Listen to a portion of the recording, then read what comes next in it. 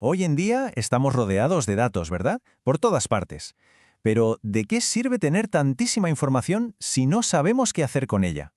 El verdadero reto es convertir esas montañas de datos brutos en decisiones claras.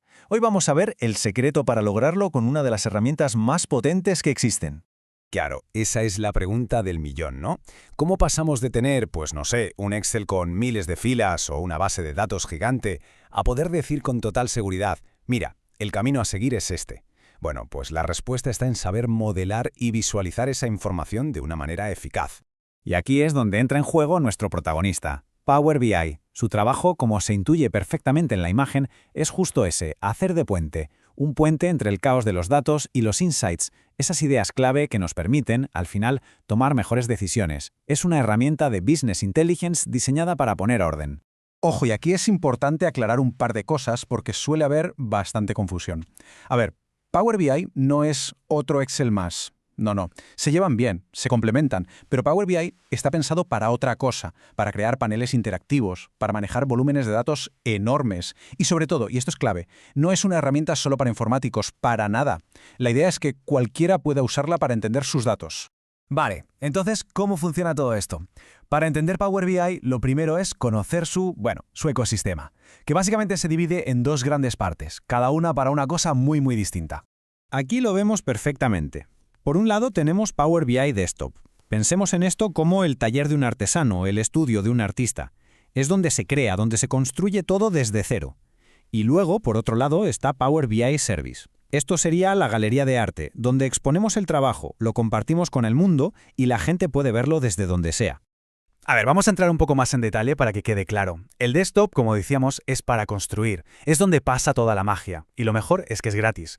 Es para que una persona trabaje en su informe. Pero claro, ¿de qué sirve un informe si no se comparte? Para eso está el service. Se puede ver en el navegador, en el móvil, es la parte colaborativa.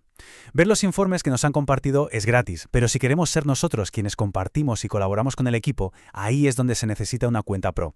Esa es la diferencia fundamental. Construir frente a compartir. Y ahora sí, llegamos al meollo de la cuestión, al verdadero secreto, porque la potencia de un buen informe de Power BI no está solo en lo bonitos que sean los gráficos, no, está en algo que no se ve a simple vista, la estructura de los datos que hay por debajo, y esa estructura tiene un nombre, el esquema estrella. Es que este es el tema. Un modelo de datos que esté bien pensado, bien diseñado, es la clave para que luego todo funcione como la seda, para que los informes sean rápidos, para que sean fáciles de usar, para que no se cuelguen. Son los cimientos. Si la base está mal, da igual lo bonito que pintemos el edificio por fuera porque se va a acabar cayendo. A ver, el esquema estrella es bastante sencillo de entender. Se basa en dos tipos de tablas, y solo dos. Las primeras se llaman tablas de dimensiones. Hay que imaginarlas como las que dan contexto, las que describen las cosas de un negocio. ¿Quién compró? El cliente. ¿Qué compró? El producto. ¿Dónde? En la tienda. ¿Cuándo? En una fecha concreta. Son el quién, qué, dónde y cuándo. Y su trabajo es permitirnos filtrar y organizar la información. Y si las dimensiones son el contexto, el segundo tipo de tabla, las tablas de hechos, son la acción. Aquí es donde están los números, los eventos que queremos medir. Las ventas, las unidades vendidas, los costes. ¿Cuánto se vendió? ¿Cuántas unidades? Son el cuánto. Y su trabajo es, lógicamente, ser sumadas, promediadas, en fin, resumidas. De hecho, la propia gente de Microsoft lo resume de una forma que me parece genial.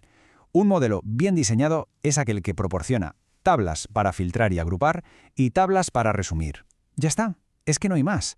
Tablas de dimensiones para filtrar y agrupar y tablas de hechos para resumir. En esa simple frase está todo el secreto. Vale, suficiente teoría por ahora. Vamos a ver cómo todo esto se aplica en la práctica, porque es aquí donde de verdad se ven los problemas. Y claro, las soluciones.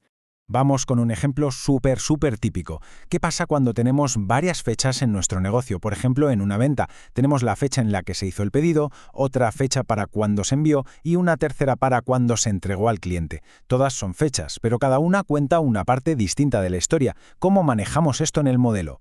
Bueno, pues hay básicamente dos formas de atacar este problema. Una, que es un poco más enrevesada, consiste en tener una sola tabla de calendario y crear varias relaciones a nuestra tabla de ventas. Una relación estaría activa, las otras no, y tendríamos que usar código, con DAX, para decirle al informe, oye, ahora usa esta relación, ahora la otra.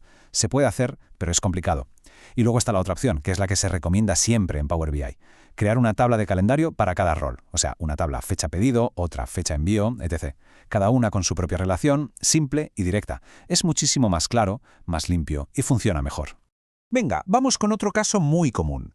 A veces la información de una dimensión no viene toda juntita en una tabla.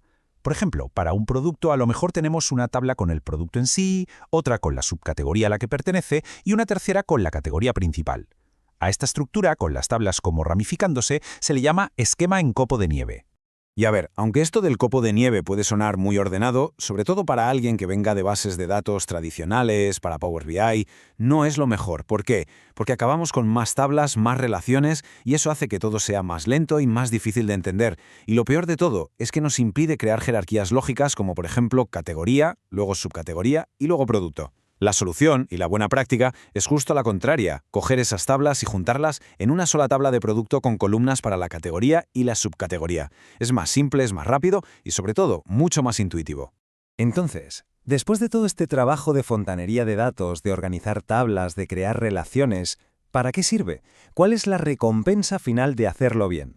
Pues la recompensa es esto, la capacidad de tener paneles de control que son una maravilla, que son rápidos, que son interactivos y que de verdad cuentan algo. Cuando alguien hace clic en una barra de un gráfico y todo el panel se actualiza al instante, eso no es magia. Eso es el resultado directo de tener por debajo un modelo de datos sólido, bien construido, siguiendo el esquema estrella. Entonces, quedémonos con las ideas clave. Lo primero y más importante, el modelo de datos no es un detalle técnico para unos pocos, no, es la base de todo. Segundo, el esquema estrella es nuestro mejor aliado para simplificar las cosas. Tercero, la regla de oro. Las tablas de dimensiones, las que describen las cosas, se usan para filtrar, y las tablas de hechos, las de los números, se usan para resumir.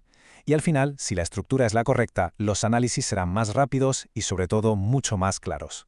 Así que la próxima vez que nos encontremos ante una montaña de datos, recordemos que la verdadera magia no está en los gráficos de colores, sino en la estructura invisible que los sostiene. Ahora que conocemos el secreto, la pregunta ya no es si los datos tienen algo que decir, sino qué historia fascinante nos están esperando para contar.